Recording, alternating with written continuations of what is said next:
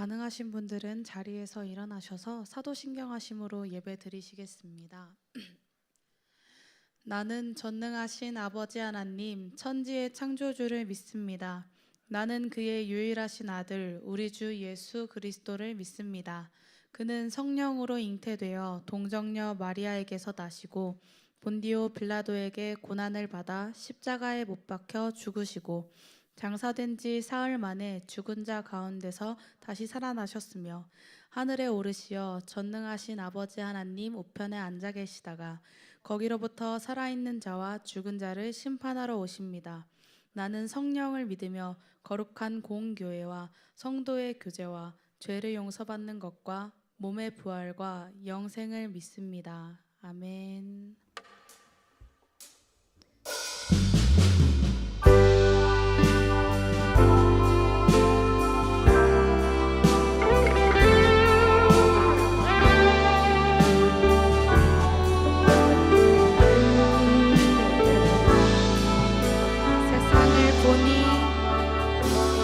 세상을 보니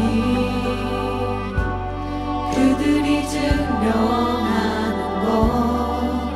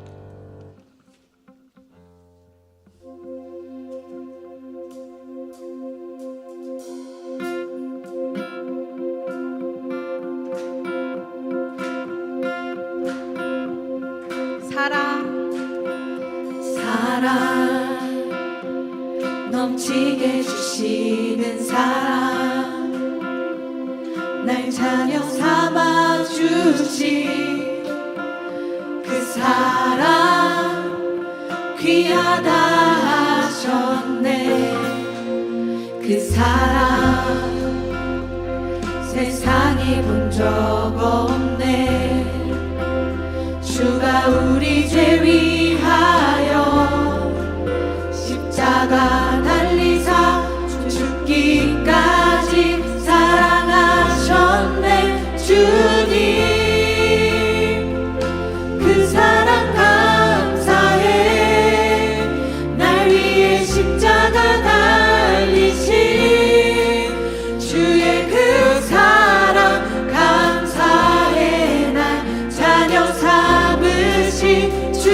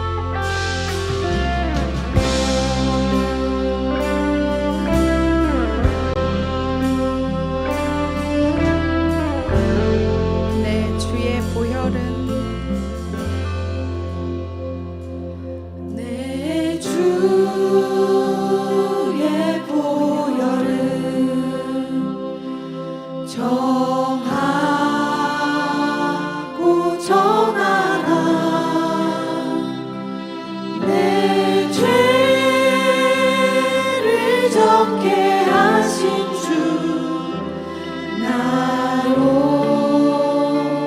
라 하신 바 약하고 추해도 약하고 추해도 주께로 나가면 힘 주시고 내 주함을 곳이 서주시네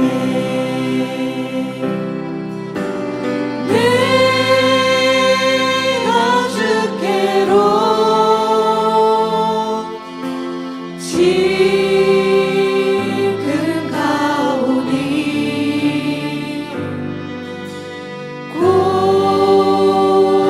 골고다의 보혈로 날 씻어주소서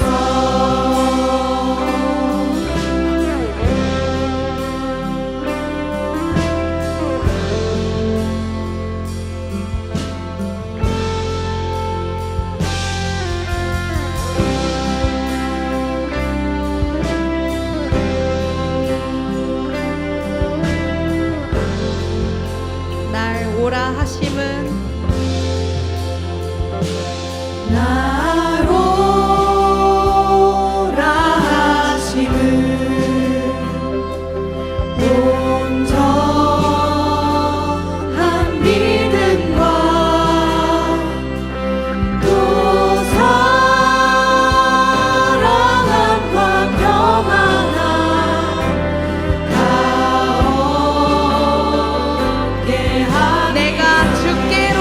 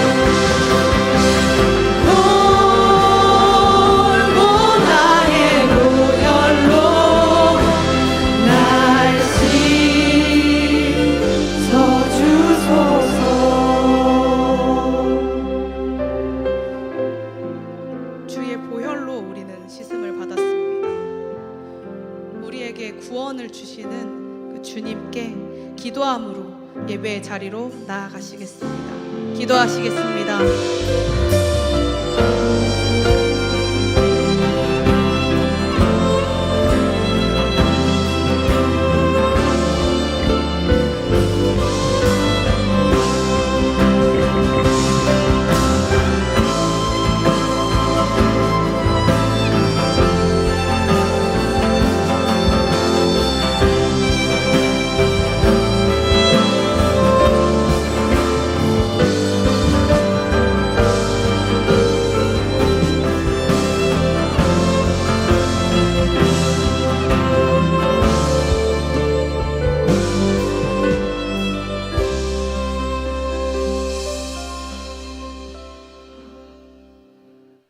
하나님 아버지, 오늘도 우리가 이 자리에 나와 하나님을 예배하고 찬양하게 하심에 감사드립니다.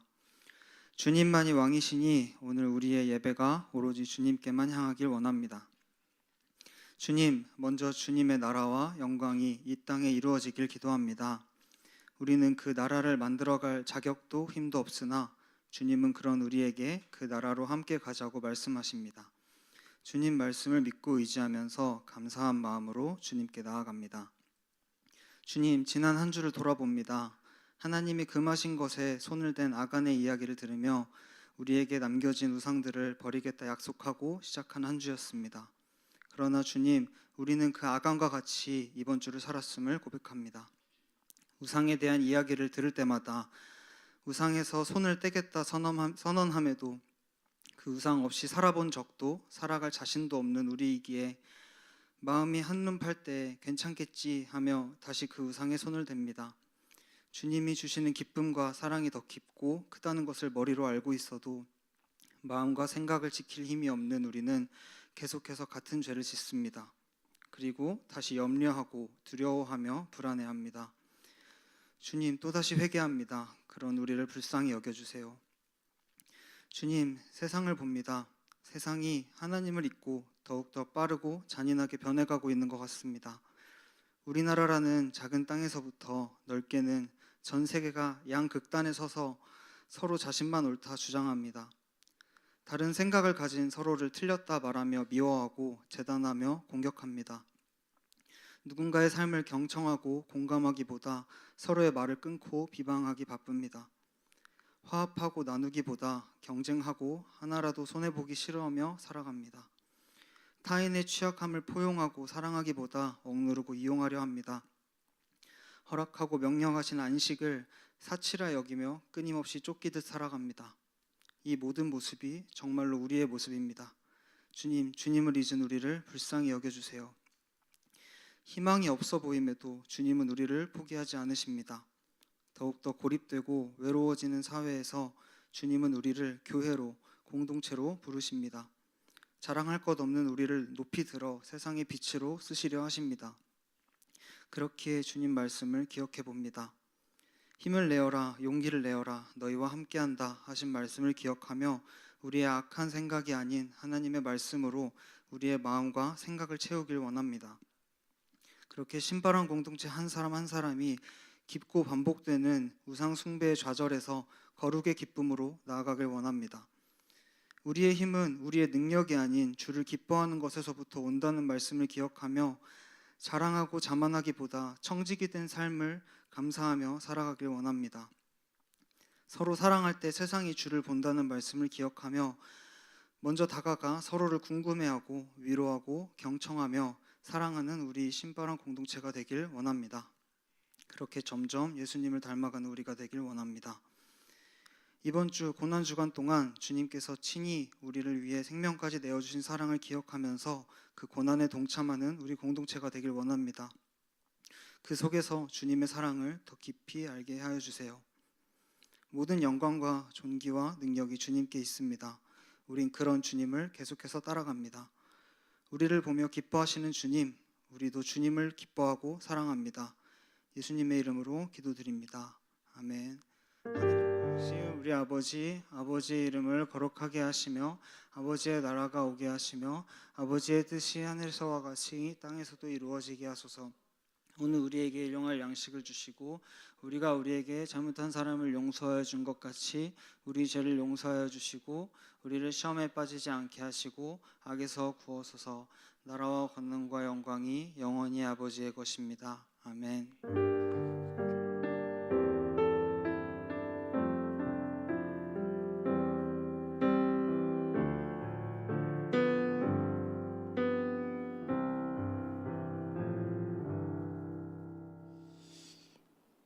신바람 공동체 예배에 오신 여러분들을 주님의 이름으로 환영합니다. 오늘 우리에게 주시는 하나님의 말씀은 마태복음 21장 1절에서 13절까지의 말씀입니다. 마태복음 21장 1절에서 13절까지의 말씀입니다. 우리 교독하신 후에 마지막 절은 함께 읽도록 하겠습니다. 그들이 예루살렘에 가까이 가서 감난산 벳박에 이르렀을 때에 예수께서 두 제자를 보내시며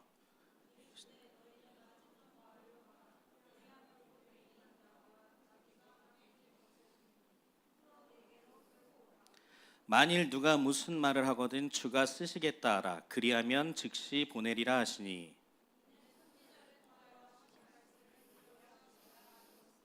시온 딸에게 이르기를 내 왕이 내게 임하나니 그는 겸손하여 나귀 곧 멍에 매는 짐승의 새끼를 탓도다 하라 하였느니라.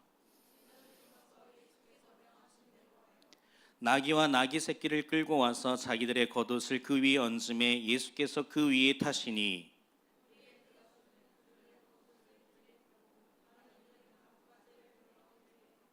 앞에서 가고 뒤에서 따르는 무리가 소리 높여 이르되 호산나 다윗의 자손이여 찬송하리로다 주의 이름으로 오시는 이여 가장 높은 곳에서 호산나 하더라.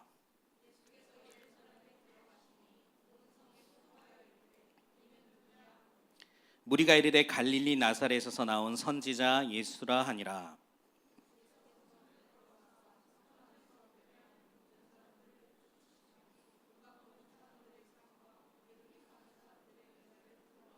함께 읽습니다. 그들에게 이르시되 기록된 바 내 집은 기도하는 집이라 일컬음을 받으리라 하였거늘 너희는 강도의 소굴을 만드는도다 하시니라. 아멘. 반갑습니다 여러분. 저는 신바람 공동체를 담당하고 있는 김성년 목사라고 합니다. 우리 오늘은 옆에 있는 귀한 하나님의 자녀들에게 이렇게 인사하도록 하겠습니다. 가장 좋은 웃음을 옆 사람에게 보여주면서 예수님이 구원하십니다. 시작. 예수님이 구원하시는 걸 좀 못 믿는 것 같아요. 우리 한 번 더 다시 한번 큰 목소리로 예수님이 구원하십니다. 시작. 여러분 믿으십니까? 예수님은 우리를 위해, 우리를 구원하시기 위해 이 땅 가운데 오셨습니다. 오늘은 사순절 기간을 보내면서 종려주일이에요. 이 종려주일은 예수님께서 예루살렘으로 입성하실 때에 사람들이 예수님이 오심을 보고 종려나무 가지를 흔들면서 호산나 하면서 예수님을 환영하고 기념하는 거에서 종려주일로 지키게 됩니다. 제가 어렸을 때 종려주일 때는요, 교회 학교에서 이런 찬양을 불렀어요. 호산나 호산나 호산나 높은 곳에서. 아무도 모르는 거야? 혹시 아는 사람 한번 손들어 보실래요? 네, 연식이 좀 되신 분들이에요.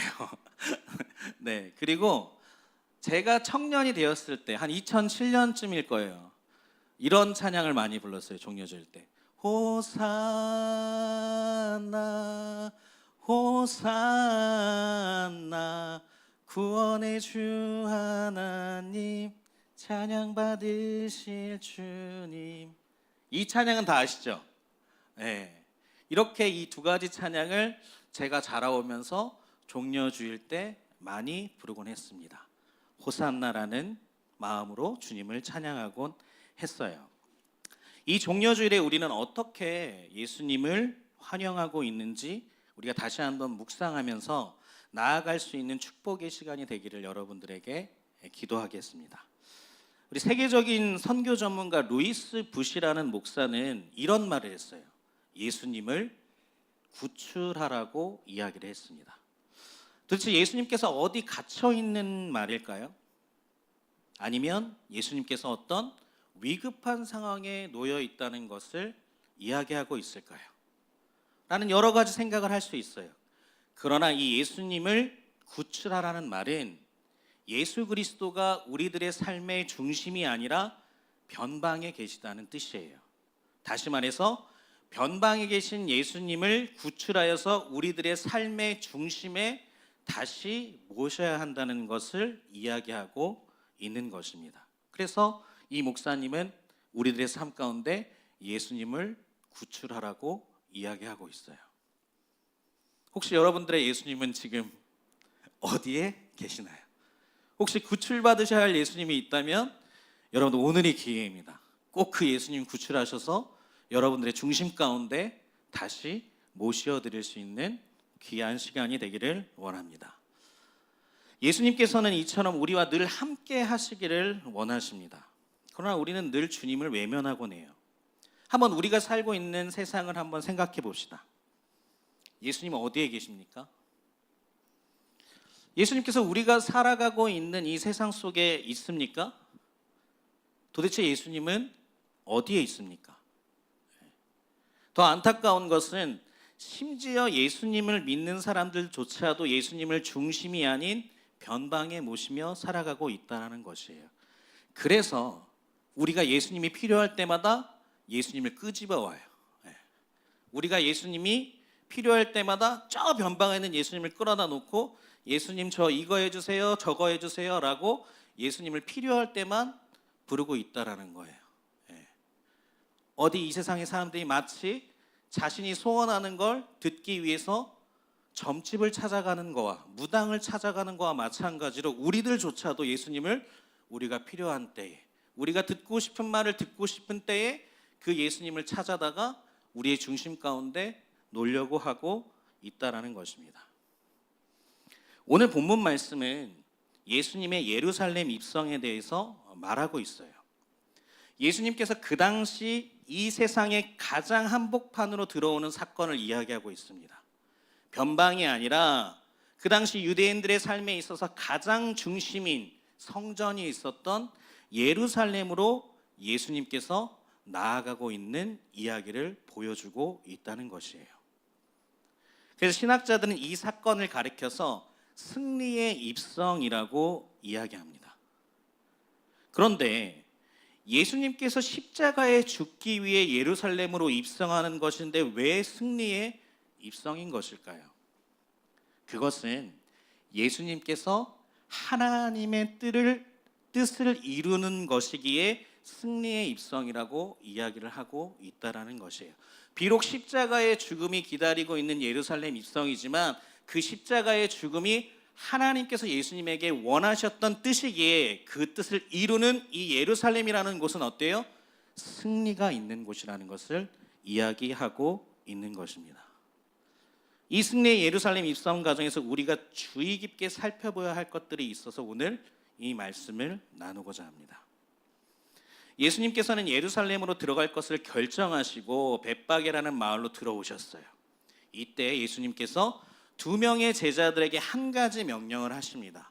우리 마태복음 21장 1절에서 2절 말씀을 다 같이 읽어보겠습니다. 그들이 예루살렘이 가까이 가서 감난산 벳바게에 이르렀을 때에 예수께서 2 제자를 보내시며 이르시되 너희는 맞은편 마을로 가라. 그리하면 곧 매인 나귀와 나귀 새끼가 함께 있는 것을 보리니 풀어 내게로 끌고 오라. 제자들은 이 예수님의 명령에 바로 맞은편 마을로 갔습니다. 그리고 예수님 앞에 그 나귀를 끌고 왔어요. 예수님께서는 그 제자들이 끌고 온 나귀를 타고 예루살렘 성 안으로 들어가셨습니다. 여러분, 왜 예수님께서 나귀를 타고 들어가셨을까요? 예루살렘 가까이 그동안은 계속해서 걸어오시다가 예루살렘 근처까지 가까이 와서 갑자기 나귀를 타고 예루살렘으로 입성하려고 하십니다. 도대체 왜 예수님은 나귀를 타고 들어오는 것일까요?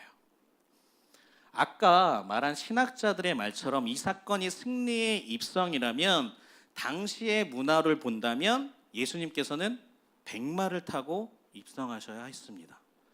왜냐하면 그 당시 황제나 왕들이 예루살렘으로 입성할 때, 어떤 전쟁에서 승리하고 돌아왔을 때, 아니면 황제의 아들이 태어났을 때 이러한 백마를 타고 입성했기 때문에 그렇습니다. 근데 예수님은 백마가 아니에요. 나귀 새끼를 타고 들어오십니다. 그리고 길바닥에는 사람의 옷들과 종려나무가 놓여 있습니다. 만약에 승리의 입성이라면 비단이나 양탄자가 깔려 있어야 되는데, 그러나 그렇지 않았습니다. 왜 예수님은 나귀를 타고 가셨을까요? 그 이유에 대해서 오늘 성경을 통해 알아가 보고자 합니다. 우리 먼저 마태복음 21장 4절에서 5절 말씀을 읽어보겠습니다. 이는 선지자를 통하여 하신 말씀을 이루려 하심이라. 일러스되 시온의 딸에게 이르기를 내 왕이 내게 임하나니 그는 겸손하여 나귀 곧 멍에 매는 짐승의 새끼를 탔노라라 하였느니라. 첫 번째 이유를 보니까 예수님께서 겸손하여서라고 이야기하고 있어요. 그는 겸손하여라고 이야기를 하고 있다는 것입니다. 하지만 우리는 잘 알고 있어요. 예수님의 이야기를 너무나도 잘 알고 있기 때문에 예수님의 이러한 겸손은 결국 무엇으로 마무리가 되죠? 바로 예수님의 죽음으로 마무리가 됩니다. 십자가의 죽음으로 마무리가 돼요. 그래서 겸손은 다른 사람을 위해 자신의 생명을 내어줄 수 있는 숭고한 가치가 되는 것입니다. 예수님께서는 그렇게 겸손하게 나귀를 타고 겸손의 왕으로 나아가는 것이 하나님의 뜻이기에 그것을 선택하며 나귀를 타고 들어가신 것이에요. 그리고 예수님께서 겸손하실 수 있었던 것은 하나님의 말씀과 뜻이 예수님의 삶 속에서 먼저였기 때문에 그렇습니다. 내가 손해보는 것보다 나의 유익과 만족보다 하나님이 나에게 주신 사명, 그 십자가의 길을 이루는 것이 예수님에게는 우선순위였다는 것이에요. 하나님의 말씀, 하나님의 뜻이 우리의 삶 가운데 먼저 이루어지기를 바라는 마음, 그것이 겸손의 출발점이라는 것을 우리에게 보여주고 계시다는 것입니다. 다시 한번요. 하나님의 말씀, 하나님의 뜻이 먼저 이루어지기를 바라는 마음, 이것이 겸손의 출발점이라는 것입니다. 미국의 기독교 잡지 중에 크리스찬 센츄리라고 하는 잡지가 있어요. 거기에 반겸손의 시대라는 제목으로 논문이 실렸다고 합니다. 그 논문의 내용은 이래요. 오늘날의 시대가 겸손을 거부하고 있다는 것입니다. 하나같이 겸손은 미덕이 아니라고 이야기하고 있다는 거예요. 그래서 겸손을 버릴 것을 주장을 합니다. 그렇다면 왜 겸손을 거부하게 되었냐? 뭐라고 이 학자는 설명하냐면, 겸손을 가리켜서 착취하는 자가 착취받는 자를 순종케 하기 위한 착취의 수단으로 겸손을 강요하고 있다고 말하고 있다는 거예요. 쉽게 얘기한다면 지배하는 자가 지배받는 자로 하여금 꼼짝 못하도록 하기 위해서 겸손이라는 덕목을 사람들에게 가르치고 있다는 것입니다. 더 쉽게 얘기한다면 여러분들이 제 말을 잘 따르게 하기 위해서 제가 여러분들에게 겸손을 가르치고 있다라는 이야기예요. 그래서 요즘 사람들은 겸손을 포기한다는 것입니다. 겸손은 남에게 지는 것 같기에, 겸손은 손해만 가져다 주는 것 같기에 그 겸손을 자꾸 버리려는 것이에요. 겸손을 포기하려고 합니다. 그래서 이 겸손을 포기하고 버리려 하니 무슨 일이 벌어집니까? 무엇이 중요하게 돼요? 나 자신이 중요하게 되는 거예요. 자기 자신이 중요하게 됩니다. 그러니 우리들의 삶 가운데서는 자기 자랑이에요. 자기 만족이에요. 자기 유익이에요. 자기 PR입니다. 오로지 이 세상에서 나 자신 외에는 아무에게도 관심이 없는 세상이 돼버리고 있는 것이에요. 나 외에는 누구도 중요하지가 않습니다. 나 김성년 외에는 아무도 중요하지가 않아요. 그러기 위해서 자꾸 겸손을 버리고 있다라는 거예요. 그런데 그 결과가 무엇입니까? 자기 자신만을 위한 삶들로 자기 자신만을 높이는 결과로 어떻게 돼요? 오히려 인간성이 상실이 되었어요. 사회성도 무너졌습니다. 공동체도 무너졌어요. 존중, 배려라는 것들을 찾아보기가 힘듭니다. 그래서 우리 안에 삶이라고 하는 소중하고 아름다운 자리가 마치 무엇처럼 변했어요? 전쟁터처럼 변해가고 있다라는 것이에요. 누구를 죽이지 않고서는, 누구를 무너뜨리지 않고서는, 누구를 이용하지 않고서는 내 삶을 살아갈 수 없는 그러한 세상으로 변질돼가고 있다는 것입니다. 자꾸 우리가 겸손을 버리는 결과들이 이 세상에 나타나고 있다라는 거예요. 나를 소중히 여기는 거 왜 나쁘다고 이야기하지?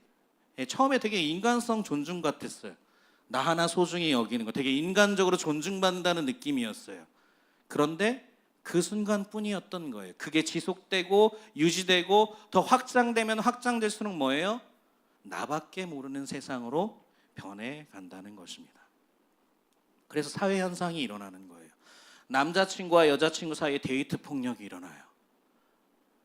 데이트하다가 갑자기 서로 싸우거나 마음에 들지 않으면 어때요? 힘이 센 남자친구가 여자친구를 폭행해버려요. 혹은 폭행을 하지 못하는 남자친구가 폭행을 잘하는 여자친구한테 폭행을 당하기도 합니다. 서로의 의견이 맞지 않는다고 해서 서로 사랑하는 사이에 폭력을 저질러요. 그리고 학교에서의 친구 간의 폭력도 일어납니다. 요즘 뉴스에서 이슈가 되고 있는 어때요? 학생이 선생님에 대한 폭력도 이루어지고 있어요. 보니까 학생이 막 선생님 얼굴을 이렇게 치는 장면이 나오더라고요. 그리고 어때요? 가장 사랑해서 결혼한 부부 간의 폭력도 너무나도 늘어나고 있어요. 그래서 이혼 숙녀라는 그런 TV 프로그램이 굉장히 인기가 많다고 하네요. 그래서 이혼율의 급증도 일어납니다. 심지어 또 어때요? 부모가 자식을 죽이는 일들도 일어나요. 그리고 자식이 부모를 죽이는 일도 일어납니다. 가족까지도 못 알아볼 정도로 인간성이 상실이 된 거예요. 사회성이 무너진 겁니다. 공동체성이 무너진 거예요. 왜요? 가족도 중요하지 않아요. 내 엄마 아빠도 중요하지 않아요. 내 형제와 자매도 중요하지 않습니다. 오로지 나만 중요한 세상으로 변질돼 가고 있는 거예요. 나만 좋으면 그만이에요. 그러니까 이 세상이 어떻게 변해가요? 지옥으로 점점 더 변해가고 있다라는 거예요. 그래서 우리나라에는 이런 말까지도 있죠. 헬조선이라고. 그 헬조선이 진짜 지옥이 돼가고 있어요, 우리나라가. 근데 이런 지옥 같은 세상 가운데 평화의 하나님의 나라를 세우기 위해 예수님은 무엇으로 왔다고요? 겸손의 왕으로 오신 거예요. 겸손은 무엇을 말합니까? 신학적으로 자기 비움을 말해요. 자신을 내어줌을 이야기하는 것입니다. 나 자신을 비워야 하나님으로 채울 수 있으며 나 자신을 비워야 다른 사람을 사랑하며 섬길 수 있는 그 겸손의 자세를 가질 수 있는 것이에요. 그래서 예수님께서는 누구든지 나를 따라오려거든 첫 번째 요건이 뭐예요? 자기를 부인하라는 거였어요. 자기를 부인하고 자기 십자가를 지고 나를 따라오라고 이야기하신 것입니다. 예수님은 이 하나님의 뜻인 겸손을 이루시기 위해 나귀를 타고 예루살렘으로 입성하신 거예요.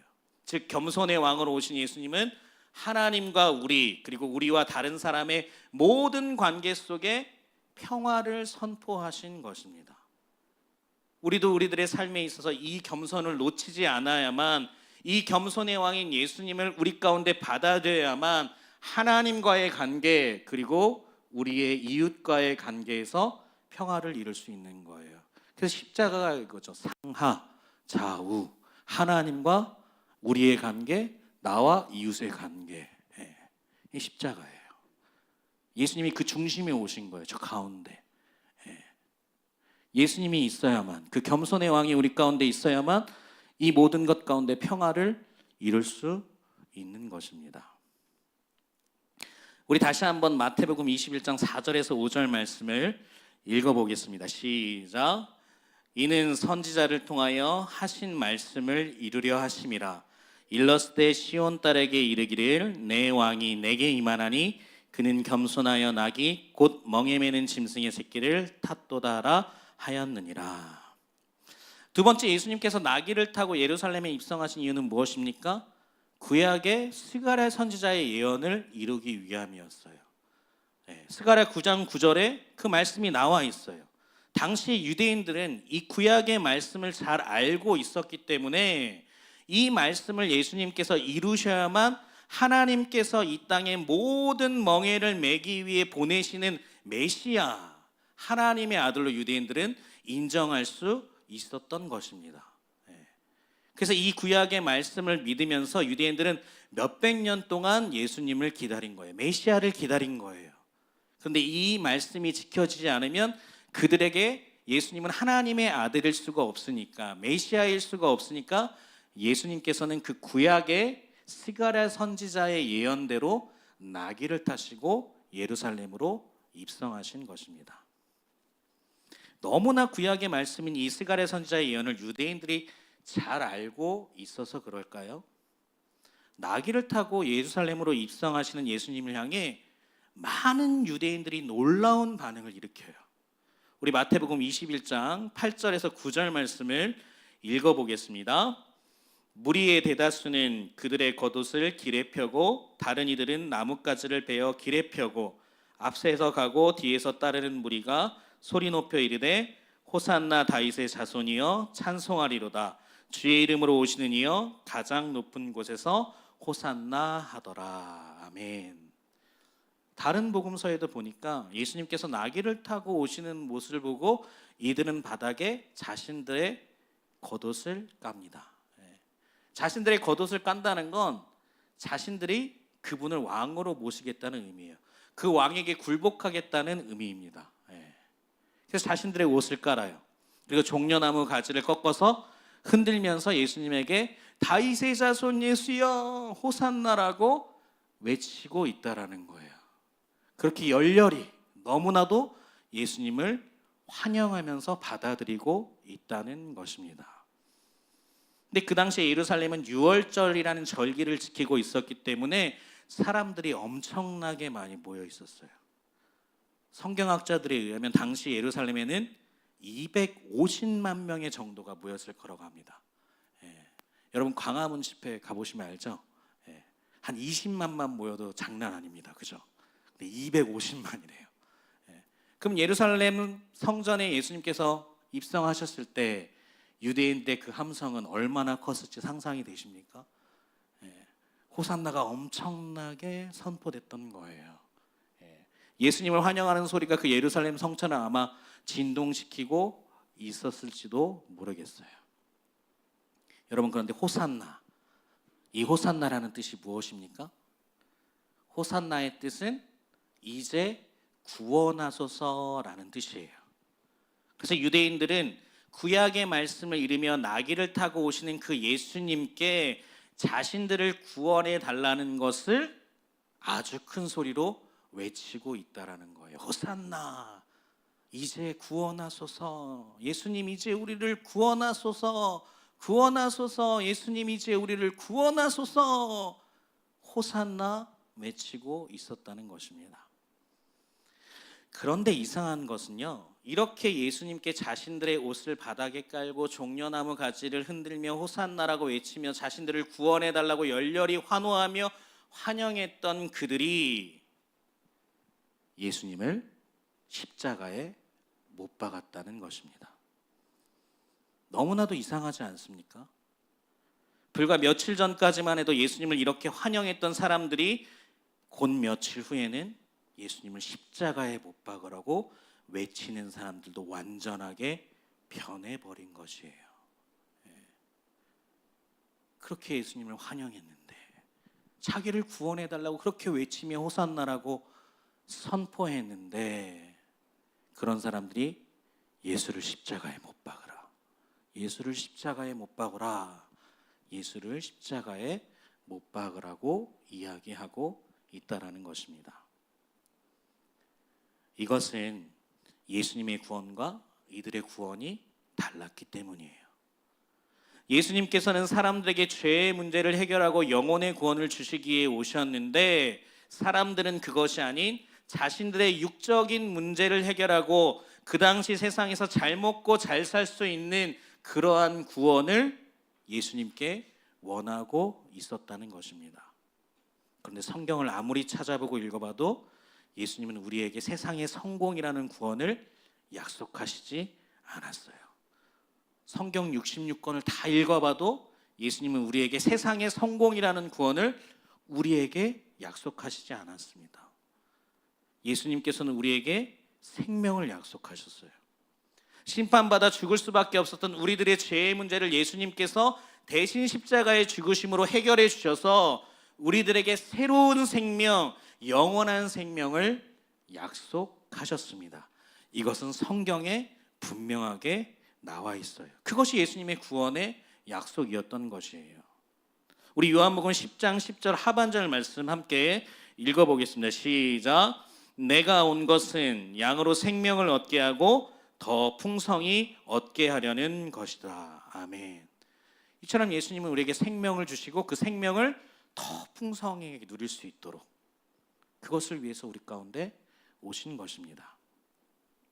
그런데 이 당시 유대인들은 메시아, 즉 하나님의 아들이 우리 가운데 오셔서 로마의 식민지였던 당시 유대 사회를 구원하고 로마를 무찌르며 자신들에게 이 세상에서 가장 잘 먹고 잘 사는 부유하고 강한 나라로 메시아가 만들어줄 것을 기대하고 기다리고 있었다는 것입니다. 세상에서 자신의 위치를 변화시켜줄, 자신의 등급을 위로 올라가게 해줄 그런 메시아를 기다리고 있었다는 거예요. 그런 구원을 원하고 있었다는 것입니다. 모두가 다 하나님의 아들 메시아를 기다린 이유가 자신의 안위, 즉 자신만이 잘 먹고 잘 사는 것을 해결해 줄 그런 메시아를 기다리고 있었다는 것이에요. 결국 그들의 호산나는 어떤 호산나였어요? 예수님이 아니었어요. 권력을 향한 호산나였고 물질을 향한 호산나였으며 명예를 향한 호산나였으며 자신의 안위와 성공을 위한 호산나였다는 것입니다. 예수님을 향한 진정한 호산나가 아니었다라는 것이에요. 자기를 위한 호산나였다는 것입니다. 그래서일까요? 예수님께서는 예루살렘에 입성하신 후에 가장 먼저 하신 일이 있었어요. 그것은 바로 예루살렘 성전을 뒤엎으신 일이었습니다. 우리 마태복음 21장 12절에서 13절 말씀을 읽어보도록 하겠습니다. 예수께서 성전에 들어가사 성전 안에서 매매하는 모든 사람들을 내쫓으시며 돈 바꾸는 사람들의 상과 비둘기 파는 사람들의 의자를 둘러 엎으시고 그들에게 이르시되 기록된 바 내 집은 기도하는 집이라 일컬음을 받으리라 하였거늘 너희는 강도의 소굴을 만드는도라 하시니라. 아멘. 예수님께서는 유월절에 하나님께 자신의 죄를 위해 제물을 드리며 예배를 드려오리는 그 장소인 예루살렘 성전을 완전히 뒤엎으신 것이에요. 예수님께서 왜 이 예루살렘 성전을 뒤엎으신 것일까요? 바로 유대인들이 메시아를 기다린 이유, 하나님의 아들을 기다린 이유와 같았기 때문에 그렇습니다. 이들은 유월절에 하나님 앞에 나와서 제물을 드리며 예배를 드리는 이유가 진정으로 하나님께 자신의 생명의 주관자임을 고백하는 것이 아니라 자신들의 삶의 복을 빌며 형식적인 그저 습관적인 예배가 되어버렸기 때문에 그렇습니다. 그래서 제사장들은 성전 밖에 있어야 할 매매상들을 성전 안에까지 들어오게 한 것이에요. 예루살렘 성전을 진정으로 회개함으로 예배드리는 곳이 아니라 재물을 사서 나의 죄를 용서받는다는 매매의 개념, 시장의 개념으로 성전을 전락시켜 버린 것이에요. 하나님께서 나의 죄를 사해 주시는 건데 내가 재물을 사서 갖다 바치면 하나님이 해결해 주신다는 그런 시장의 개념으로, 어떤 물물 교환의 개념으로 여겼다는 것이에요. 중세 시대의 카톨릭에서도 똑같은 이야기가 나오죠. 뭐예요? 면죄부 사건이에요. 면죄부에 내 죄를 지어서 돈으로 해서 드리면 어때요? 내 죄가 사해지는 거예요. 하나님 앞에 진정으로 회개하지도 않고 돈으로 면죄부를 사서 그곳에 내 죄를 쓰면 내 죄가 해결된다는 것입니다. 그 면죄부를 팔아서 모은 돈으로 어때요? 지금 성 바티칸 성전이 지어져 있죠. 예. 하나님께서는 그런 걸 원하시지 않는데 지금 이들이 그렇게 하고 있다라는 것이에요. 그들의 마음에서 나오는 진정한 회개와 예배가 아닌 내가 재물을 사서 하나님 앞에 드렸으니 끝! 내 죄를 내가 사하고 내가 해결하고 있다는 거예요. 하나님 앞에 오늘 예배 드렸으니 끝! 오늘 하나님 앞에 나와서 기도 한 번 했으니까 끝! 오늘 하나님 앞에 나와서 20분 찬양했으니까 끝! 오늘 주님의 말씀도 들었는데 끝! 어때요? 형식적인 행위만 남아버린 것이에요. 그래서 예수님은 그 중심을 보시고 예루살렘 성전을 완전히 뒤엎으신 것입니다. 메시아이신 예수님을 기다리는 이유도 하나님께 예배드리기 위해 예루살렘 성전에 모이는 이유도 자신들의 죄의 문제의 해결을 위한 것이 아니라 다 육적인 것들을 위해 자신의 편의를 위해 예수님을 기다리며 하나님께 예배하고 있다는 것입니다. 그래서 어때요? 예수님께서 예루살렘으로 오시니까 호산나도 진정한 호산나가 아니에요. 그리고 예루살렘에서 드리는 예배도 하나님께 드리는 제물도 진정한 제물이 아니라 그냥 돈 주고 사서 죽일 가축이었을 뿐이라는 것입니다. 저는 이번 주 설교를 준비하면서 이 구절이 이렇게 되게 저에게 다가왔어요. 한 번도 이 본문을 읽으면서 그 구절이 저한테 다가오지 않았거든요. 근데 그 구절의 말씀은 오늘 10절 말씀이에요. 되게 짧아요. 근데 그 구절이 제게 확 다가오더라고요. 우리 마태복음 21장 10절 말씀 함께 읽어보겠습니다. 예수께서 예루살렘에 들어가시니 온 성이 소동하여 이르되 이는 누구냐 하거늘. 이 말씀을 읽고 묵상하는 가운데 나에게 예수님은 누구지라는 질문을 던지게 되었어요. 여러분 생각해 보세요. 목사에게 예수님은 누구지라는 질문이 어쩌면 되게 우습게 느껴질 수도 있잖아요. 그죠? 너무도 우스워요. 그런데 다시금 이 질문을 저에게 던졌을 때 저는 아무 대답도 하지 못했어요. 왜냐하면 예수님이 제 마음의 중심에 계시지 않았기 때문이에요. 예수님이 나에게 누구지? 이 질문을 던졌는데 제 마음의 중심에 예수님이 계시지 않더라고요. 그리고 곰곰이 생각해 보니까 제 마음의 중심에는 예수님이 아니라 영등포 교회가 있었다는 것을 깨닫게 되었어요. 제 마음의 중심에 예수님이 아닌 저의 사역의 자리가 먼저였다는 것을 알게 되었습니다. 그리고 주님 앞에 회개하였어요. 아무리 부르신 곳이 있다고 하더라도 그 부르신 곳보다 주님이 더 중요하지 않다라는 거예요. 그래서 주님 앞에 기도했어요. 주님을 놓치지 않게 해주세요. 저의 사역의 자리가 너무나 힘들고 중요하고 모든 이들에게 영향을 끼칠 만한 자리이지만 그것보다도 제게 주님이 더 중요하다는 것을 잊지 않게 해주세요. 이 가장 중요한 것을 놓치지 않게 해주세요 라고 기도했습니다.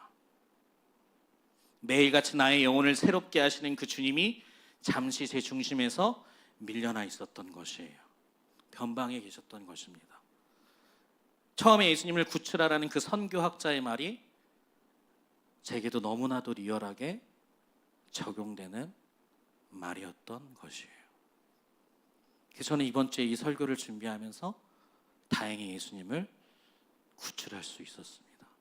제 마음의 중심에 다시 모실 수 있게 되었어요. 사랑하는 신바람 공동체 여러분, 사순절 보내고 있습니다. 그리고 이번 주는 고난주간이에요. 여러분들에게 질문하고 싶어요. 여러분에게 예수님은 누구십니까? 그리고 여러분들의 삶에 예수님은 지금 어디쯤 계십니까? 변방입니까? 아니면 중심입니까? 여러분은 이 사순절 기간에 어떤 예수님을 기다리고 계세요? 그리고 이번 고난주간에 여러분들은 예수님이 무엇을 위해 고난 받으셨다고 생각하고 계십니까? 그리고 여러분들의 마음의 성전은 지금 어떠한 예배를 하나님께 드리고 계십니까? 우리들이 이것들을 한번 다시 점검해 봐야 한다는 것입니다. 처음에 그랬어요. 그 선교학자인 그 부시 목사님의 예수님을 구출하라? 뭘 구출하라는 이야기야. 예수님 살아계신데, 예수님 어디에나 계신데 무엇을 이야기하는 거지? 근데 제 삶 속에서 예수님을 구출해야 했다는 것입니다. 요즘 교회는 다니지만 예수님이 없는 교인들이 많습니다. 그들의 중심에 예수님이 없어요. 예수님을 어디에 가둬놨는지 보이지가 않습니다. 예수님이 모습에 보여야 할 그 성도들의 삶 가운데도 예수님이 보이지 않아요. 그러니 교회가 갈등과 다툼의 장소가 되는 것이에요. 교회에 와서 끼리끼리 지내는 신교 중심의 공동체로 교회가 변질돼 가고 있다는 것입니다. 그리고 우리는 구원받은 사람, 쟤네는 세상의 악한 사람, 이분법적으로 갈라놓고 우리만 되게 거룩한 척 하고 있다는 것이에요. 그리고 자신에게 맞는 예배를 찾아다니는 예배 서비스 공동체로 전락하게 돼버리는 것이에요. 내가 영과 진리로 하나님을 예배하려고 노력하는 것이 아니라 나에게 기분 좋은, 나에게 맞는, 나에게 잘해주는, 나에게 친절한 그런 예배 서비스 공동체를 찾아다니고 있다는 것입니다. 예수님이 없어요. 예수님이 없어요. 어디 계실까요, 예수님은?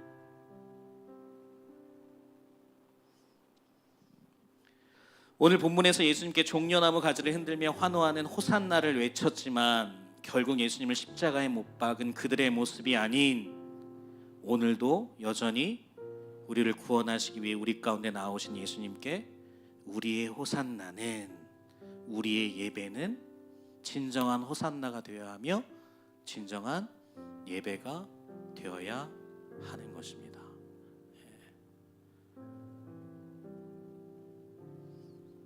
여러분, 예수님께 무엇을 구하세요?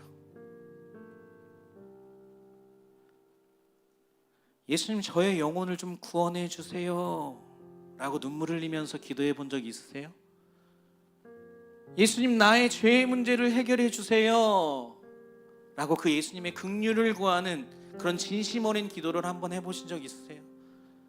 주님한테 자복하며 엎드려서 정말로 내 마음속에 있는 가장 깊숙한 곳에 그 더러운 죄까지, 취약한 죄까지, 아주 사소한 죄까지 주님 앞에, 주님, 저를 용서해 주세요. 저의 죄를 깨끗하게 씻어주세요. 저에게 다시 살아갈 그 예수님의 새로운 생명을 얻게 해주세요 라고 기도해야 된다는 것입니다.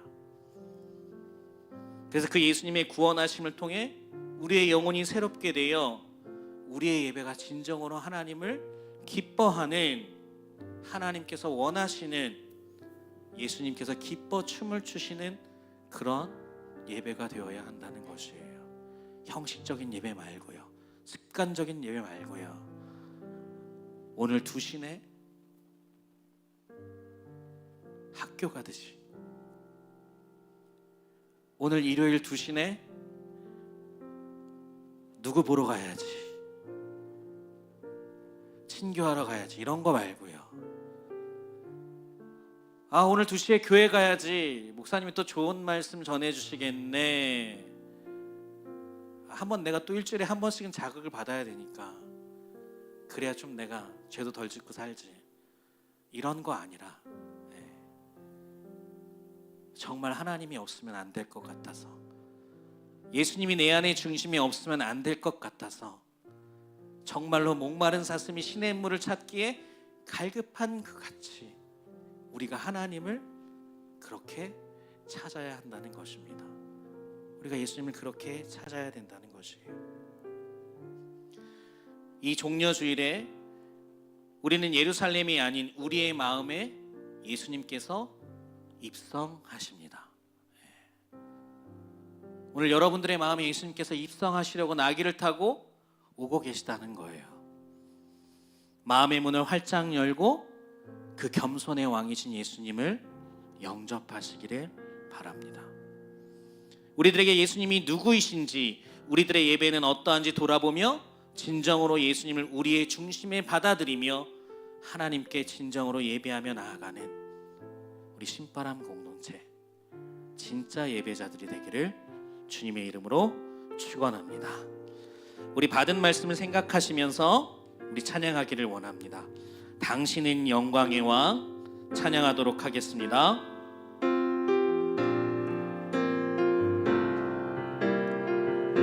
당신은 영광의 왕, 당신은 영광의 왕, 당신은 평강의 왕, 당신은 하늘과 땅의 주, 당신은 정의의 아들, 천사가 무릎 꿇고 예배하고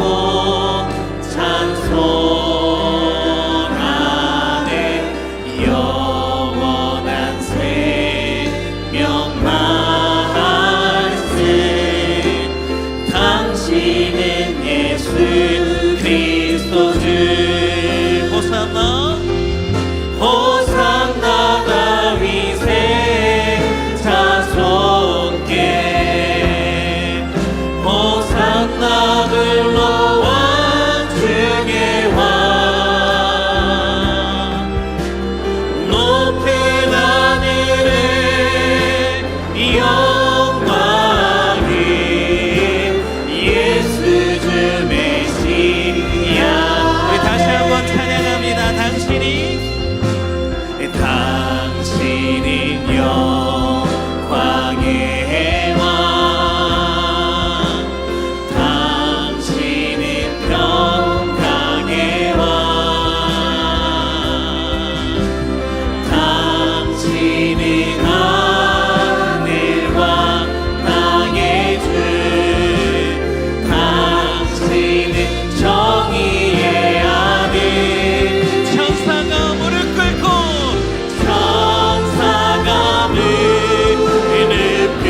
예배하고 찬송하네.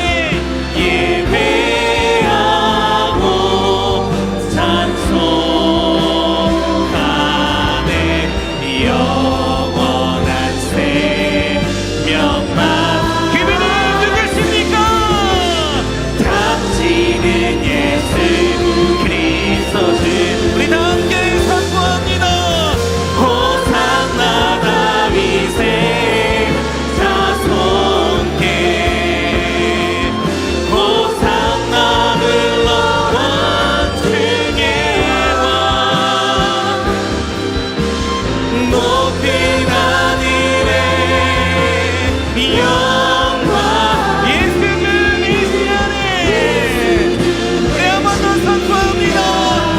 호산나 다윗의, 호산나 다윗의 자손께,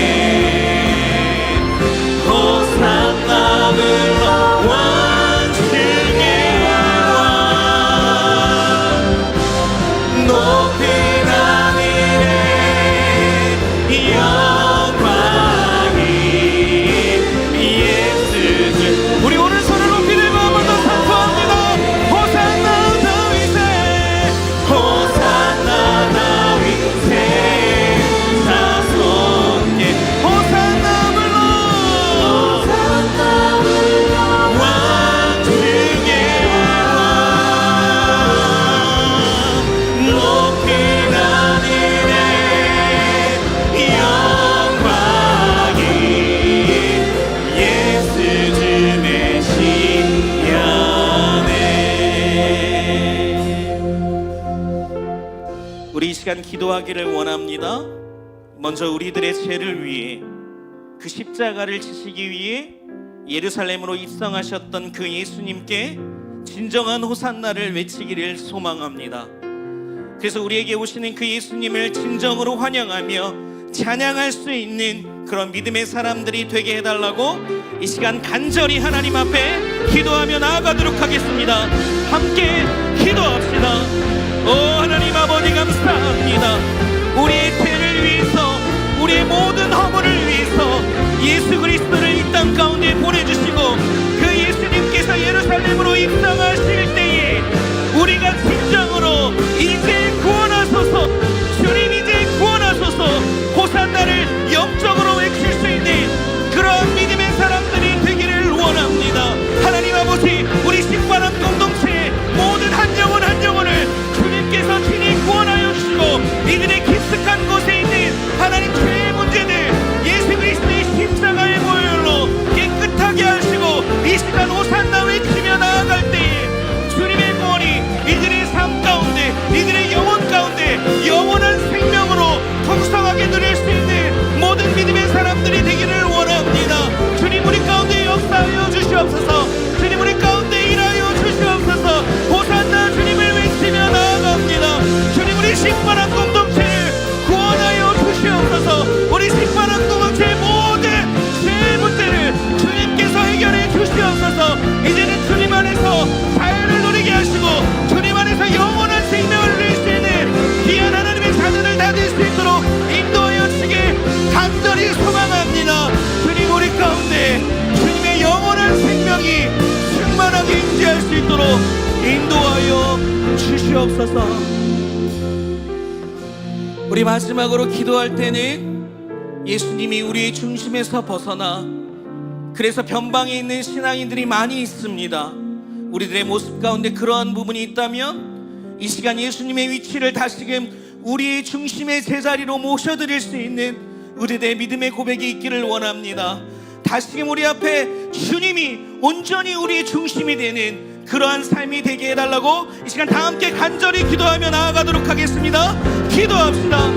하나님 아버지, 우리 안에 예수님을 구출하게 하여 주시옵소서. 하나님 우리의 중심에 예수님이 있지 않으셨습니다. 하나님 제가 밀어냈습니다. 제가 밀어냈습니다. 예수님을 저 변방으로, 나의 끝사랑으로, 아니 나의 밖으로 예수님을 밀쳐냈습니다. 하나님 그래서 나의 삶 가운데 예수님의 일하심이 없었습니다. 예수님의 능력이 없었습니다. 나의 힘으로, 나의 능력으로, 나의 모든 것으로, 나의 계획으로 이 세상을 어떻게든지 살아보려고 했습니다. 그러나 주님 제 안에 아픔과 상처와 슬픔만이 있습니다. 하나님 이제는 예수 그리스도를 다시금 우리의 중심의 제자리 가운데 모시며 하나님의 능력으로, 하나님의 말씀으로, 하나님의 뜻으로 우리의 모든 삶 가운데 예수 그리스도의 평화를 선포할 수 있는 하나님의 자녀들이 되기를 원합니다. 하나님 이 시간 우리 가운데 역사하여 주시옵소서. 하나님을 믿는 믿음으로 이 시간 간절히 나아가오니 우리 안에 예수님을 나의 중심으로 모실 수 있는 모든 믿음의 사람들 될 줄로 믿습니다. 주님 믿습니다. 주님 우리 가운데 역사하여 주시옵소서.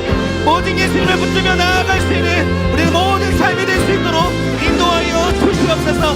함께하여 주시옵소서. 우리 다 함께 선포합니다. 호산나 다윗의 자손께, 호산나 다윗의 자손께, 호산나 불러와 주의 왕.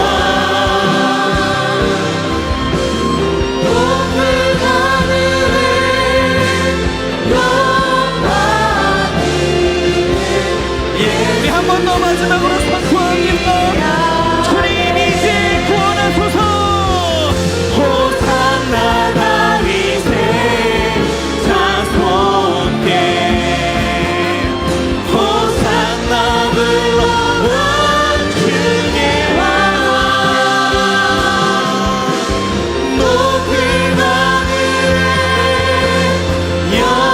영광이 예수 주 메시아.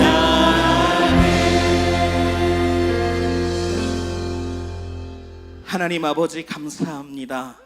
이 시간 우리들의 그 감사의 마음을 담아 주님 앞에 진정한 예물을 드립니다. 형식적이고 습관적인 예물이 아니라 정말로 주님을 사랑해서 주님께 감사해서 드리는 예물입니다. 우리의 삶을 드립니다.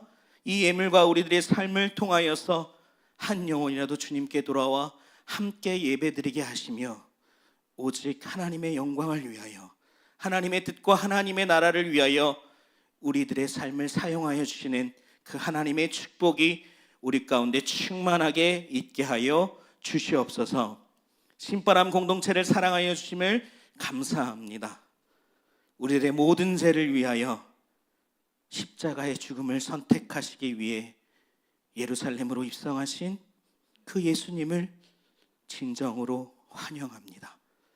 그래서 우리들의 온 마음과 정성을 다해 호산나로 이제 구원하소서 전심으로 찬양합니다. 세상의 것을 더 좋은 것으로 여기며 예수님의 자리를 내어드렸던 우리들의 모습을 용서하여 주시고 이제는 주님이 구원해 주신 새로운 삶 가운데 예수님을 내 삶의 중심으로 여기며 하나님의 나라의 영광과 영혼들을 섬기는 은혜로 살아가는 우리 모두가 되게 하여 주시옵소서. 이 모든 말씀 살아계신 예수님의 이름으로 감사하며 기도드리옵나이다. 아멘. 우리 다 같이 일어나셔서 파송의 찬양으로 나아가도록 하겠습니다. 여러분, 이번 주도 꼭 하나님의 말씀으로 승리하시는 심판한 공동체가 되기를 원합니다. 이 고난 주간에 예수 그리스도의 십자가의 능력이 여러분들의 능력이 되기를 주님의 이름으로 축원합니다. 찬양합니다. 우리는 주의 움직이는 교회, 이곳은 주님을 위한 자리. 내가 기도하는 모든 땅 위에서 하나님 예배받을 나를 고대하네. 한 번 더. 우리는 주의 움직이는 교회, 이곳은 주님을 위한 자리.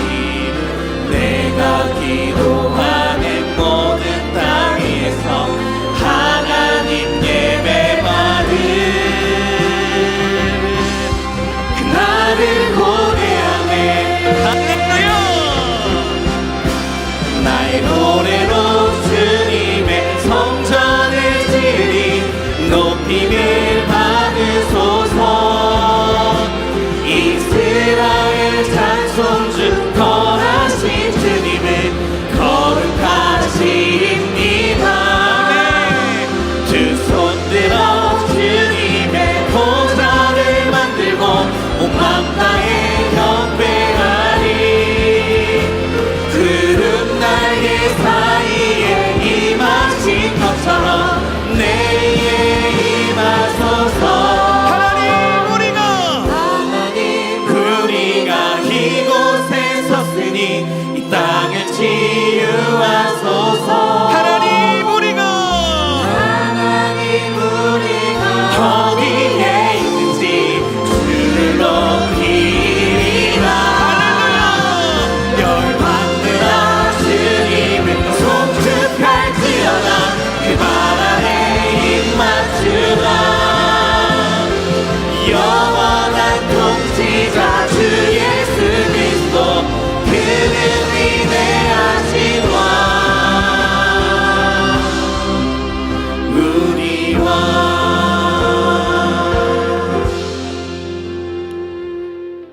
이제는 우리 주 예수 그리스도의 은혜와 하나님의 사랑과 성령님의 교통하심이 진정한 호산나를 선포하며 예수님의 생명의 구원을 누리기로 결단하는 신바람 공동체와 섬기는 영등포교회와 가정과 학업과 직장과 이루게 하신 이 나라와 이 민족 위에, 그리고 열방의 선교지 위에 이제로부터 영원토록 함께하옵시기를 간절히 축원하옵나이다. 아멘.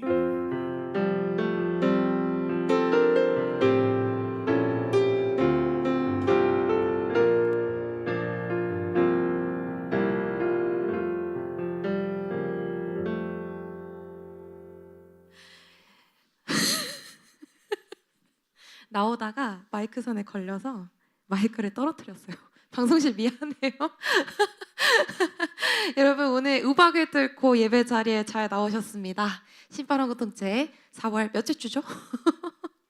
둘째 주 사순절 6번째 주일 광고 시작하겠습니다.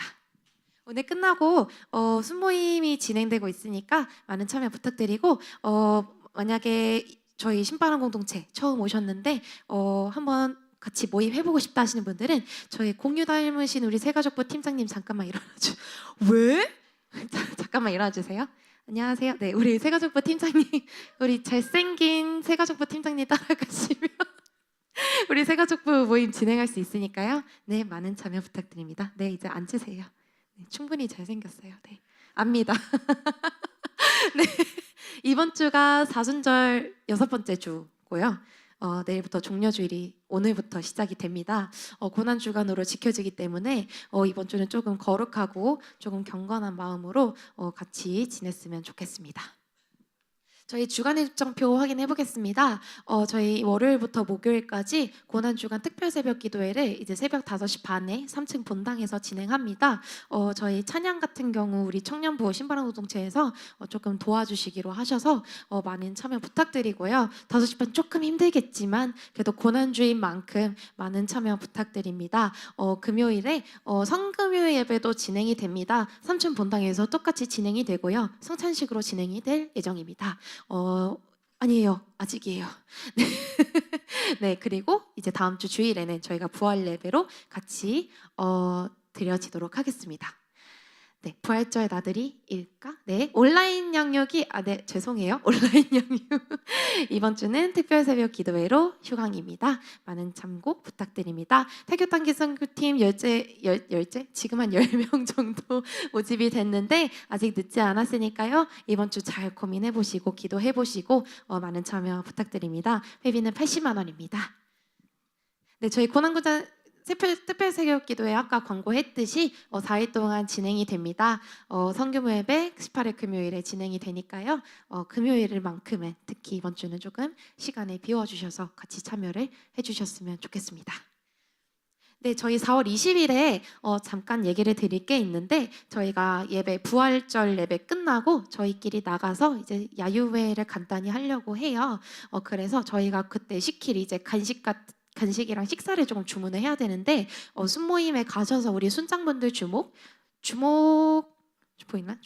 우리 순장님들 참석 인원 체크해 주셔서 톡방에 올려주시면 되는데 한 화요일까지 올려주시면 딱 시키기 좋을 것 같아요. 오늘 참석 못하신 순원들도 있으니까요. 딱 화요일까지 조사해 주셔서 올리시면 저희가 그거에 맞춰서 네, 간식 주문을 하도록 하고 전체 아우팅이 과연 즐거운 아우팅일지는 이제 다음 주에 기대를 하시면 좋을 것 같습니다. 조금 체력이 필요합니다. 여기까지만 말씀드리겠습니다. 왜요? 새가족부 팀장님 아까부터 자꾸 째려보시는데 청년부 인스타그램 온라인 예배 같이 하고 있으니까 많은 관심 부탁드립니다. 오늘은 이제 고난주간 시작이기 때문에 이제 안 까부려고 조금 자중했습니다.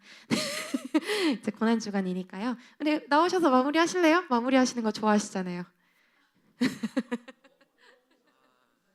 네, 그 총무님이 제가 이를 갈고 있었는데 마이크를 주셨네요. 우리 총무님은 자칭 카리나 윈터라고 하십니다. 저는 전혀 그런 건 아니고요. 저는 비하면 너무 비할 게 아닙니다. 네. 오늘 한 주도 다들 고생 많으셨고 다들 집으로 귀가하시고 다음 주에 뵙겠습니다. 모두 안녕히 가세요.